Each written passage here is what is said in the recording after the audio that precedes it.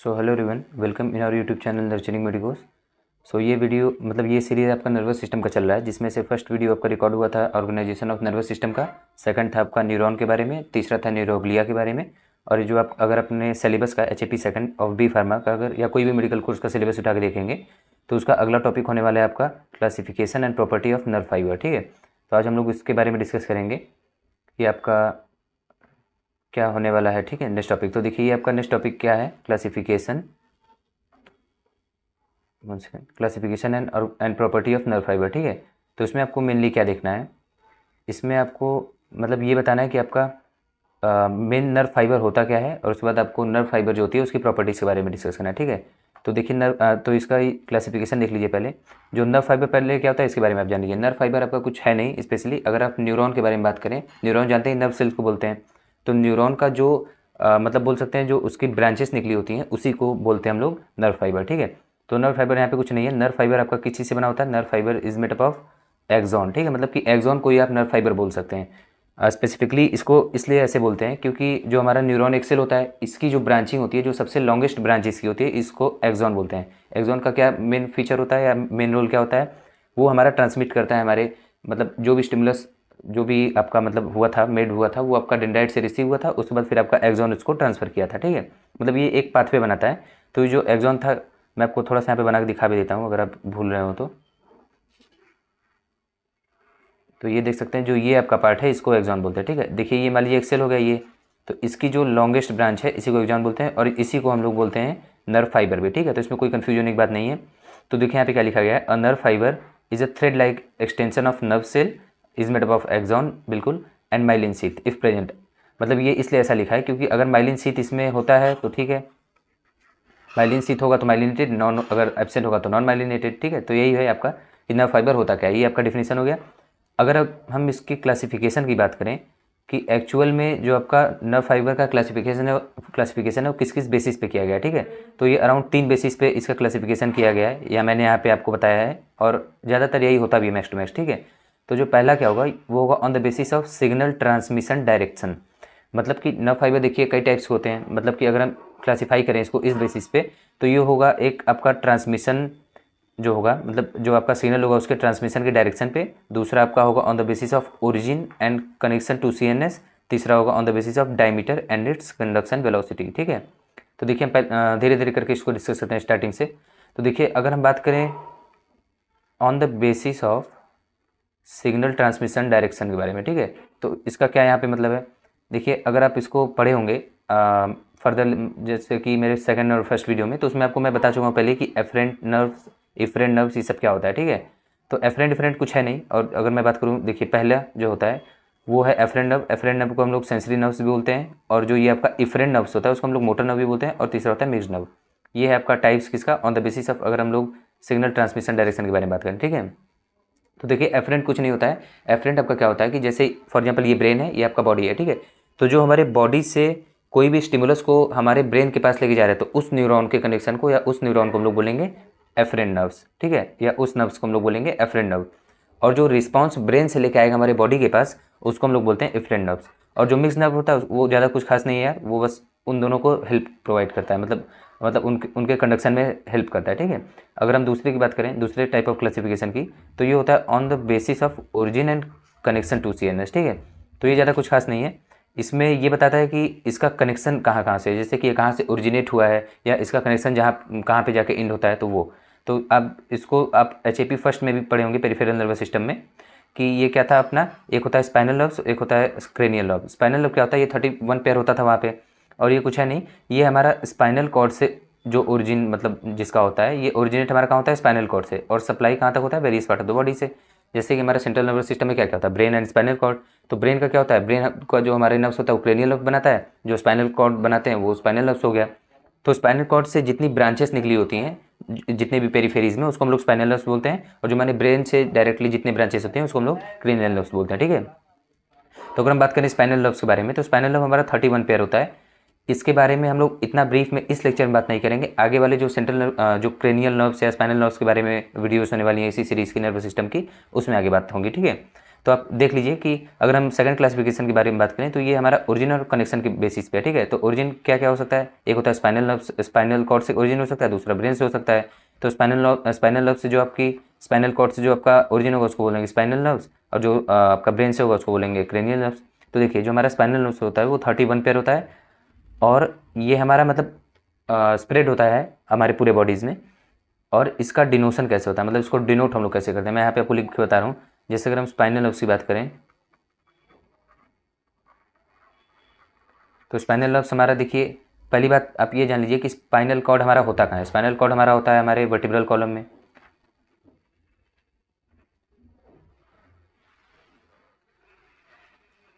ठीक है, vertebral column में होता है। फॉर एग्जाम्पल ये मेरा वर्टिब्रल कॉलम हो गया। अगर आप HAP में या फिर आप 11-12 में भी 11 सॉरी ये 11 में आपके चैप्टर था, ठीक है, स्केलेटल सिस्टम, उसमें आप पढ़े होंगे कि जैसे हमारा 1 2 3 4 5 मतलब 26 तक ऐसे होता है क्लासिफिकेशन, जिसमें से आपका सी मतलब आपका सर्वाइकल 1 to 7 होता है। सी मतलब सर्वाइकल, ये यूनिवर्सल होता है आपके मैमल्स में। जैसे कि सर्वाइकल ये जो हड्डी होती है आपका यहाँ जो नेक से लेके पूरे जो आपका थोरेसिक होता है उसके जो बीच का कनेक्शन होता है उसको सॉरी सर्वाइकल बोलते हैं, ठीक है। तो ये सर्वाइकल आपका 7 हड्डी होती है जो कि यूनिवर्सल है, ये हर हर एक मैमल्स में होता है, ठीक है। अगर दूसरी बात करें तो यहाँ पे सेकंड क्या था आपका थोरेसिक था, 1 से 12 होता है थोरेसिक। सॉरी एक सेकंड थोड़ा सा आगे बढ़ गया। हाँ तो देखिए थोरेसिक आपका क्या था, थोरेसिक आपका था यहाँ पे कि मतलब 1 to 12 मतलब 1 to 12 इसका नंबरिंग होता है, ठीक है। 1 to 12 का क्या हो गया, मतलब कि 1 से लेके 12 तक ये कंटिन्यू होती है, ठीक है। ये थोरेसिक अपना थोरेसिक रीजन में होता है जो हमारे सर्वाइकल के बाद से लेके और हमारे लंबर के बीच का जो होता है जितने भी बोन्स, जैसे कि 12 बोन्स होते हैं, 12 वर्टिब्रा, तो वो हो गया आपका थोरेसिक होता है, वो हमारा होता है लंबर, ठीक है। तो लंबर में हमारा क्या होता है, लंबर हमारा होता है 1 to 5। लंबर क्या होता है, जो हमारे कमर की हड्डी होती है, कमर की जो हमारी मतलब वर्टिब्रा होती है उसको लंबर बोलते हैं। उसके बाद होता है सैक्रम एंड कॉक्सिक्स, ठीक है। तो ये जो हमारा मैं क्या यहाँ पे बता रहा था थोड़ा सा, और हम लोग डिवीट हो चुके हैं। तो देखिए वो मैं यहाँ पे बता क्या रहा था कि स्पाइनल नर्व्स क्या होता है। तो जो हमारे वर्टिब्रल कॉलम में जो हमारा स्पाइनल कॉर्ड होता है, जैसे कि फॉर एग्जाम्पल ये ब्रेन है, इसको ब्रेन आप इमेजिन कर लीजिए। ब्रेन से जो स्पाइनल कॉर्ड निकलती है, ब्रेन की जो ब्रांचेस होती है उसको स्पाइनल कॉर्ड बोलते हैं, जो लॉन्गेस्ट ब्रांच होती है, ठीक है, वो स्पाइनल कॉर्ड होगी। और ये होती कहाँ है, ये आपका होती है वर्टिब्रल कॉलम में। तो वर्टिब्रल कॉलम में जो हमारा यहाँ पे स्पाइनल कॉर्ड हो गया।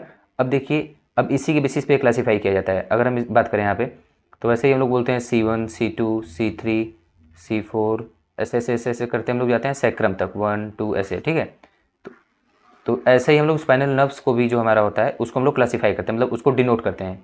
इसको मैं इसलिए आपको ये C1 C2 T1 बताया, ये सब जो आपका सर्वाइकल थोरेसिक वगैरह, कि आप इसको मतलब डिनोट कैसे करते हैं उसके लिए। क्योंकि यहाँ पे अगर आप ध्यान दें तो मैं क्या लिखा हूँ, देखिए C1 और ये T1 और ये L1 मतलब ये सर्वाइकल थोरेसिक नंबर, ये इसलिए, ठीक है, इसका ये डिनोशन नंबर होता है। अगर हम बात करें क्रेनियल नर्व्स के बारे में तो क्रेनियल नर्व्स हमारा क्या होता है, जो हमारे ब्रेन से ओरिजिनेट होती हैं जितने भी नर्व्स, ठीक है। और ये हमारा सप्लाई कहाँ होती है, सारे main part of the head में भी होता है और डिफरेंट डिफरेंट बॉडी पार्ट्स में भी होता है। स्पेसिफिकली यहाँ पे हेड में इसका होता है, ठीक है, ब्रांचिंग्स। और ये डिनोशन इसका अगर हम बात करें तो इसको कैसे डिनोट करते हैं, रोमन नंबर से, ठीक है। अगर मैं यहाँ पे लिखूँ 1 2 3, ठीक है, ऐसे करते करते यहाँ पे ये 12 तक होता है, ठीक है। आप सुने होंगे ऑल्फैक्टरी हो गया, ये सब हो गया, जितने भी आपका नहीं होता था, आप यहाँ पे HAP में भी पढ़े होंगे, बाकी आप पढ़े होंगे वहाँ पे आपके क्रेनियल नर्व्स में, ठीक है। यहाँ पे मैं डिनोट किया हूँ यहाँ पे ना कि ये 12 पेयर होते हैं, 12 पेयर, और यहाँ पे 1 to 12 यहाँ पे इसको रोमन नंबर से डिनोट किया जाता है। जैसे कि फॉर एग्जाम्पल ऑल्फैक्टरी वगैरह हो गया, या पढ़े होंगे, ठीक है। इसको हम लोग फर्दर पढ़ेंगे नेक्स्ट आने वाले वीडियोस में। बाकी अगर हम इसकी केवल क्लासिफिकेशन बात कर रहे हैं, ठीक है, क्लासिफिकेशन की, तो उतना ब्रॉड में जाने की जरूरत नहीं, बस ये क्लासीफाई किस किस टाइप में हुआ है वो वहाँ पे बता रहा था मैं, ठीक है। अगर हम लोग बात करें थर्ड के बारे में, मतलब on the basis of diameter and conduction velocity, देखिए हम लोग यहाँ पे क्या बात कर रहे थे, यहाँ पे हम लोग बात कर रहे थे नर्व फाइबर क्या होते हैं और इसके क्लासिफिकेशन के बारे में, ठीक है। तो ये पहला क्या था, on the basis of signal transmission direction. दूसरा हो गया ये ओरिजिन और कनेक्शन कहाँ पे इसका होता है, मतलब कहाँ से ओरिजिनेट होता है उसके बारे में, कहाँ पे जाके एंड होता है उसके बारे में। और थर्ड हम लोग क्या पढ़ने वाले हैं कि ये आपका डायमीटर एंड कंडक्शन वेलोसिटी के बारे में, मतलब कि ऐसे नर्व्स, मतलब हम लोग देखिए नर्व्स को और थर्ड टाइम में कैसे क्लासीफाई कर सकते हैं कि या तो उसका डायमीटर कितना है, उसकी चौड़ाई कितनी है, और दूसरी चीज़ ये हो सकता है कि उसका वेलोसिटी मतलब स्पीड ऑफ कंडक्शन क्या है, ठीक है। तो देखिए on the basis of diameter and conduction velocity की अगर हम बात करें तो इसके बेसिस पे देखिए 3 टाइप्स में क्लासिफाइड है। पहला होता है टाइप A नर्व फाइबर, दूसरा होता है टाइप B नर्व फाइबर, तीसरा होता है टाइप C नर्व फाइबर। अगर हम बात करें देखिए टाइप A नर्व फाइबर के बारे में तो ये फास्टेस्ट कंडक्शन इसका होता है, ठीक है। मैं थोड़ा सा यहाँ पे इरेज कर लेता हूँ, आपको थोड़ा जगह हो जाएगा एक्सप्लेन करने के लिए, ठीक है। तो जो आपका टाइप ए नर्व फाइबर्स होते हैं, ठीक है। तो वो आपका जो होता है वो फास्टेस्ट कंडक्शन बनाता है और इसकी जो डायमीटर होती है वो भी ज़्यादा होता है। एक बात आप रिलेशन याद रखिए कि डायमीटर जितना ज़्यादा होगा कंडक्शन उतना अच्छा होगा, ठीक है। तो देखिए थोड़ा सा और इसको जूम कर लेते हैं। हाँ, तो देखिए जो टाइप ए नर्व फाइबर होता है वो हमारा फास्टेस्ट कंडक्टिंग होता है, ठीक है। और इसमें माइलिनेटेड होता है, मतलब ये हमारा जो एक्सॉन होता है वो माइलिनेटेड होता है इसमें, ठीक है। माइलिन शीथ प्रेजेंट होता है इसके एक्सॉन में। और इसका जो डायमीटर होता है वो रेंजिंग कहाँ से करता है, उसका रेंज 12 to 20 माइक्रोमीटर। ये इसका डायमीटर हो गया। जितना ज़्यादा डायमीटर होगा उतना ज़्यादा कंडक्शन होगा, ठीक है। और एक बात और, एक फैक्टर यहाँ पे और क्या काम करता है, ये फर्स्ट फैक्टर हो गया डायमीटर। दूसरा फैक्टर यहाँ पे होता है कि प्रेजेंस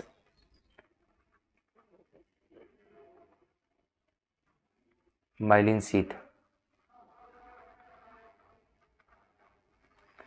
अगर माइलिन शीथ प्रेजेंट होगा तो कंडक्शन अच्छा होगा, माइलिन शीथ एब्सेंट होगा तो कंडक्शन उतना मतलब अच्छा नहीं होगा, उतना ज़्यादा पोटेंट नहीं होगा। तो इसका क्या मतलब है कि देखिए माइलिन शीथ का क्या फंक्शन था, ये अगर प्रेजेंट होता है तो ये आपके कंडक्शन को स्प्रेड होने से बचाता है, कंडक्शन को लॉस होने से बचाता है, जो आपका इम्पल्सेस वगैरह होते हैं उसको प्रिवेंट करता है, ठीक है, लॉस होने से। तो अगर ये नहीं रहेगा, आप एक बात बताइए, अगर आप खुला वायर को बिछा देंगे, ठीक है, विदाउट एनी इंसुलेशन, तो चांसेस ये हैं कि ये अर्थ से किसी भी ऑब्जेक्ट के कॉन्टैक्ट में होकर अपने चार्जेस लूज कर दें, तो उसका पोटेंशियल मतलब घट जाएगा ना। वही काम इसका होता है। माइलिन शीथ हमारा होता है इंसुलेटेड, इंसुलेशन प्रोवाइड करता है हमारे एक्सॉन को, और एक्सॉन जो होता है वो हमारा नर्व इम्पल्स को कैरी करता है हमारे सेल बॉडी से लेके, और डेंड्राइट से रिसीव करके सेल बॉडी में आता है, सेल बॉडी से हमारा एक्सॉन उसको मतलब कि ट्रांसमिट करता है आगे। अगर ये माइलिन शीथ एब्सेंट हुआ वहाँ पे तो ये चांसेस ज़्यादा है ये कि मतलब अपना लूज कर दें इम्पल्सेस को, ठीक है, उसलिए। तो मतलब यहाँ पे डायमीटर जितना ज़्यादा कंडक्शन उतना अच्छा। प्रेजेंस ऑफ माइलिन शीथ अगर प्रेजेंट होगा तो उसका भी कंडक्शन अच्छा, ठीक है। अगर हम इसके सेकंड टाइप की बात करें, मतलब तो ये देखिए आपका क्या होता है, टाइप बी नर्व फाइबर, ठीक है। टाइप ए हम लोग डिस्कस कर लिए, वो हमारा होता है क्या क्या होता है, एक बार आपको रिमाइंड करा दें। ये हमारा फास्टेस्ट कंडक्टिंग होता है, और ये हमारा जो जो कंडक्शन वेलोसिटी होता है वो 70 से 120 मीटर पर सेकंड की स्पीड से होता है, ठीक है। 70 to 120 मीटर पर सेकंड इसका कंडक्शन वेलोसिटी होता है। और डायमीटर की बात करें तो 12 to 20 माइक्रोमीटर, ठीक है। अब हम टाइप बी की बात करें, टाइप बी जो हमारा होता है, टाइप बी नर्व फाइबर, वो क्या होता है, ये माइलिनेटेड होता है, ये भी माइलिनेटेड होता है। जो हमारा टाइप ए होता है ये भी माइलिनेटेड होता है, देख लीजिए यहाँ पे माइलिनेटेड फाइबर, ठीक है। तो जो हमारा टाइप बी होता है वो भी माइलिनेटेड होता है, और उसका जो फाइबर होता है, फाइबर ऑफ डायमीटर माइलिनेटेड जो हमारा फाइबर होता है, मतलब कि जो हमारा टाइप बी नर्व फाइबर होता है, टाइप बी नर्व फाइबर जो हमारा होता है वो उसका जो डायमीटर होता है वो हमारा लेस देन 3 माइक्रोमीटर होता है, ठीक है, माइक्रोमीटर। तो इससे क्या होगा कि जब डायमीटर कम है तो हमारा कंडक्शन भी कम होगा, ठीक है। ये तो आपको रेशियो में बता ही चुका, मतलब इसका रिलेशन ऊपर। तो देखिए इसका डायमीटर क्योंकि लेस देन 3 माइक्रोमीटर है, इसलिए इसका कंडक्शन वेलोसिटी की बात करें तो ये 4 मतलब 4 से 30 मीटर पर सेकंड की स्पीड में आ गया। ऊपर वाला कितना था, 70 से 120, नीचे वाला कितना हो गया, मतलब टाइप बी वाला 70 से 4 मीटर से 30 मीटर पर सेकंड, ठीक है। अगर हम टाइप सी के बारे में बात करें, थोड़ा सा ऊपर चला गया, हाँ, तो देखिए अगर हम टाइप थोड़ा सा इरेज कर लेते हैं तो जगह अपने को मिल जाएगा। अगर हम टाइप सी की बात करें तो टाइप सी में क्या होगा, इसका जो डायमीटर है वो और कम होगा, और कंडक्शन नॉर्मल सी बात है और कम होगा जब अगर आपका डायमीटर कम होने वाला है तो, ठीक है। तो देखिए ये इसका मोस्ट इंपॉर्टेंट थिंग क्या है कि मीन्स नोट करने लायक चीज़, कि इसका जो एक्सॉन होता है वो अनमाइलिनेटेड होता है या नॉन माइलिनेटेड होता है। क्योंकि नॉन माइलिनेटेड होता है, चांसेस ये है कि इसका कंडक्शन बहुत कम हो, क्योंकि माइलिन शीथ अपना स्पीड भी बढ़ाता है, ठीक है, कंडक्शन की। तो अगर माइलिन शीथ एब्सेंट है तो जनरल सी बात है कंडक्शन एकदम कम हो गया, 0.5 to 4 मीटर पर सेकंड का कंडक्शन इसका आ गया, ठीक है। और अगर हम बात करें हाँ अगर इसके डायमीटर की, तो देखिए हमारी डायमीटर भी लगभग लगभग कितना आ गया है, 0.4 से 1.2 माइक्रोमीटर, ठीक है, 0.4 से 1.2 माइक्रोमीटर, ठीक है। और अगर हम ओवरव्यू की बात करें, मतलब कि जो हम लोगों ने पढ़ा क्लासिफिकेशन थर्ड वाला on the basis of conduction and diameter, तो अगर हम उसकी बात करें तो देखिए उसको मैंने एक छोटे से चार्ट में आपको ओवरव्यू दे दिया है कि थोड़ा सा आसानी हो अपने को कैच करने में, ठीक है। तो देखिए जो टाइप ए होता है वो कई टाइप्स में होता है, जैसे जो टाइप ए ना फाइबर होता है हमारा, वो कई टाइप में क्लासीफाइड होता है, जैसे कि alpha myelinated, beta myelinated, gamma myelinated and delta myelinated. तो आप इसका देख सकते हैं क्या क्या मतलब कनेक्शंस हैं।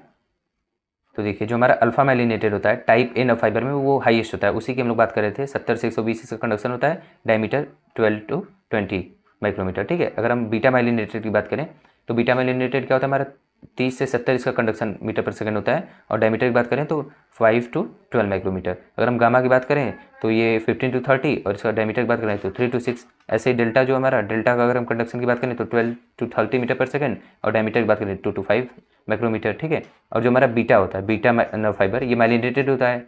ये जो आपका टाइप ए टाइप बी होता है, दोनों माइलिनेटेड होता है, दोनों की स्पीड अच्छी खासी होती है एज़ कम्पेयर टू थर्ड, मतलब टाइप सी से, ठीक है। तो इसका अगर हम कंडक्शन की बात करें तो 4 to 30 मीटर पर सेकंड, और इसका जो हमारा डायमीटर होता है वो हमारा लेस देन 3 होता है, ठीक है। डायमीटर कम हो तो कंडक्शन भी नॉर्मल सी बात है कम होगा। अगर हम टाइप सी की बात करें तो टाइप सी में क्या है, ये नॉन माइलिनेटेड होता है, और इसकी जो कंडक्शन होती है बहुत कम होता है, 0.5 से 4 मीटर पर सेकंड, और डायमीटर की बात करें तो 0.4 to 1.2 माइक्रोमीटर, ठीक है। और जो नेक्स्ट हमारा टॉपिक है उसके बारे में हम लोग बात कर लेते हैं, जो कि है प्रॉपर्टीज़ ऑफ नर्व फाइबर, ठीक है। तो हम लोग बात करने वाले हैं नर्व फाइबर के प्रॉपर्टीज़ के बारे में। तो नर्व फाइबर क्या है मैं आपको पहले ही एक्सप्लेन कर चुका हूँ। अब इसकी प्रॉपर्टी के बारे में बात करें तो इसकी फर्स्ट प्रॉपर्टी और मोस्ट इंपॉर्टेंट प्रॉपर्टी क्या है, एक्साइटेबिलिटी। एक्साइटेबिलिटी क्या होता है, जैसा कि आप लोग को मैंने थर्ड वीडियो में आपको एक्सप्लेन कर चुका हूँ न्यूरोग्लिया के बारे में। तो न्यूरोग्लिया अपना क्या होता है, नॉन एक्साइटेबल होता है, वो मतलब कि इम्पल्सेस नहीं जनरेट कर सकता है, वो केवल आपका प्रोटेक्शन मतलब उसका मेन कॉज होता है, वो होल्ड करके रखता है, सेरेब्रोस्पाइनल फ्लूइड बनाता है, माइलिन शीथ बनाता है, तो ये सब उसके प्रॉपर्टीज़ थे।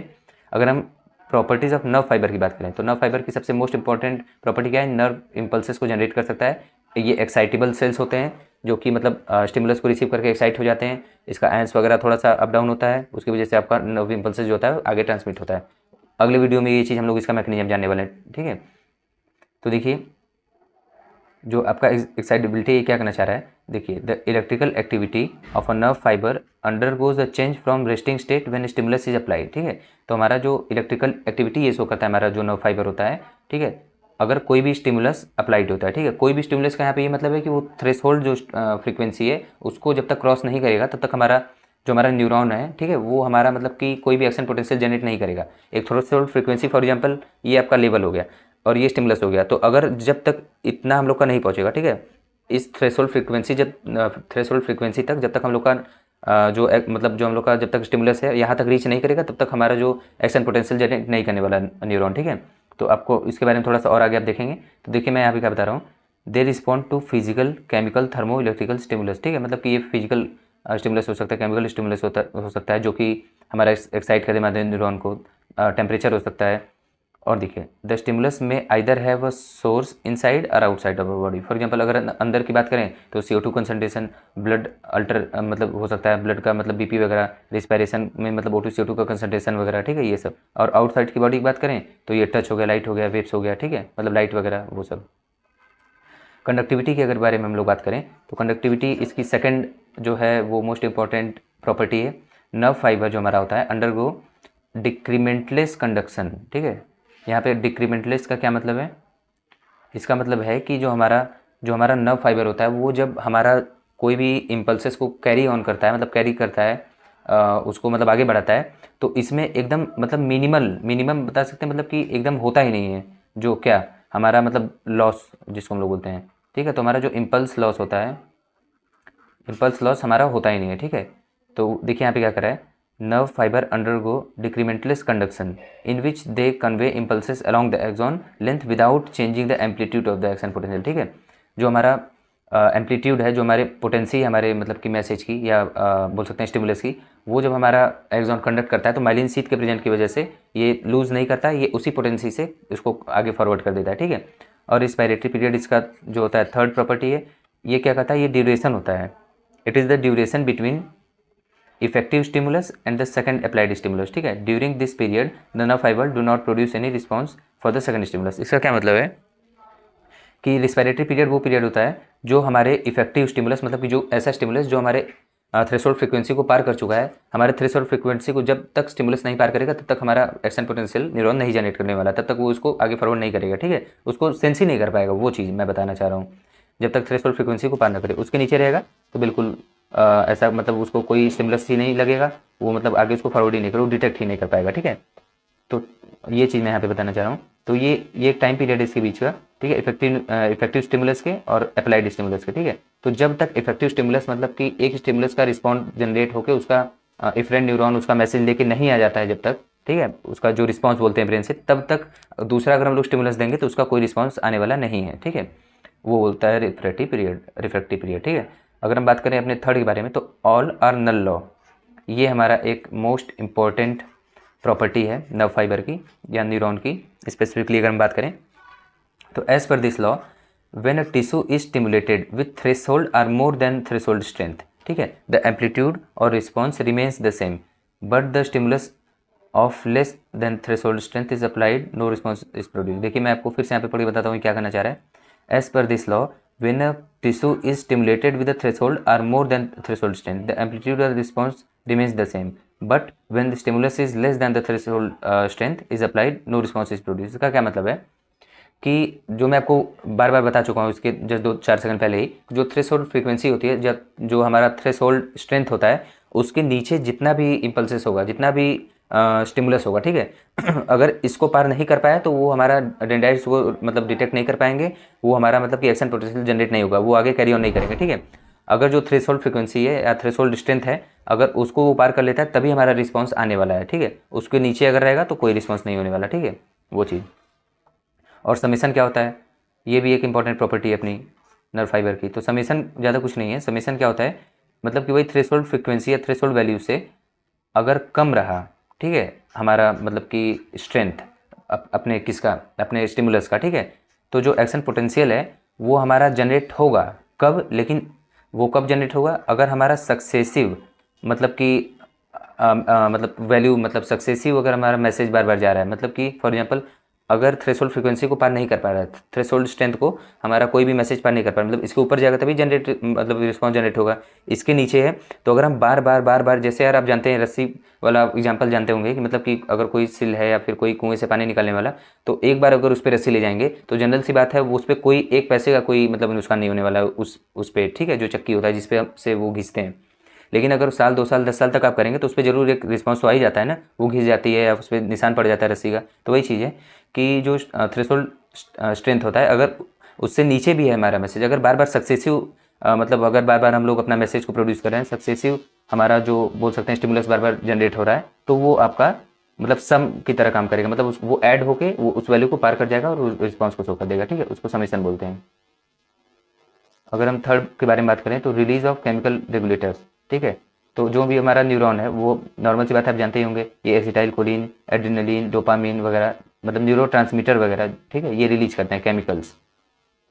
और ये आपका जो सेवेंथ है मतलब जो लास्ट आपका हो गया लास्ट प्रॉपर्टी, वो यहाँ पे क्या बताना चाह रहा है कि ये जो हमारा न्यूरॉन होता है वो कभी डिवाइड नहीं करता है। आप फर्स्ट वीडियो भी देखेंगे उसमें मैं ये चीज़ बता चुका हूँ, सेकंड में भी, थर्ड में भी, ये फोर्थ में भी मैं आपको बता रहा हूँ। ठीक है, कि हमारा जो न्यूरॉन होता है वो डिवाइड नहीं करता due to absence of centrosome in like its nucleus. ठीक है, तो न्यूरॉन सेल और नर्व फाइबर, ठीक है, मतलब इसमें से कोई भी आपका डिवाइड नहीं करता है। डिवाइड क्या करता है, न्यूरोग्लिया अपना डिवाइड करता है।